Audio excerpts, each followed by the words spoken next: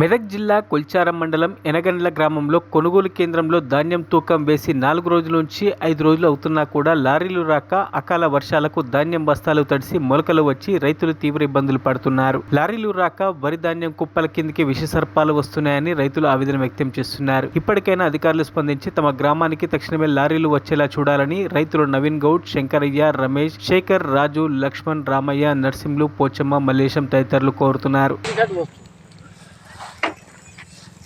ఇక్కడ కొంచెం అక్కడ అటు వస్తుంది. ఏం చేస్తాం చెప్పండి.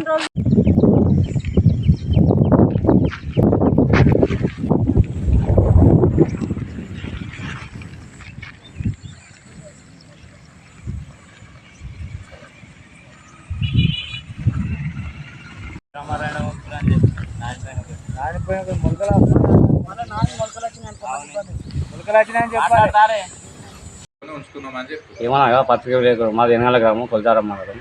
మేము రైతులము. వర్షాలు పడి సకాలంలో లారీలు రాక మాకు చాలా ఇబ్బందుల పాలవుతున్నాము.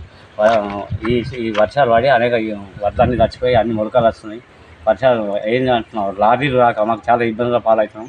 అనేక ఇబ్బందులు అయితేనే కావాల కిరాయిలు సరిపోలేకపోతున్నాం. ఈ రైతులు కష్టపడి కూడా వేస్తే వ్యర్థం అవుతుంది.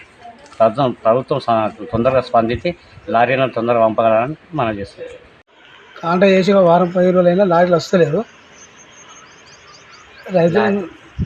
రైతులు చాలా ఇబ్బంది పడుతున్నారు. లారీలు ఖచ్చితంగా అనే ఉంటుంది. రైతులు ఆదుకోవాలని కింద మీద అనవలసి వస్తుంది. మాకు ప్రభుత్వం కోరుకుంటున్నాం.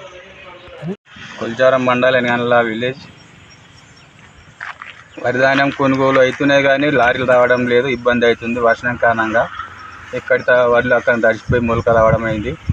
దాని గురించి కొద్దిగా పట్టించుకోవాలని కోరుతున్నాం. మరిన్ని అప్డేట్స్ కోసం మా ఛానల్ని సబ్స్క్రైబ్ చేయండి.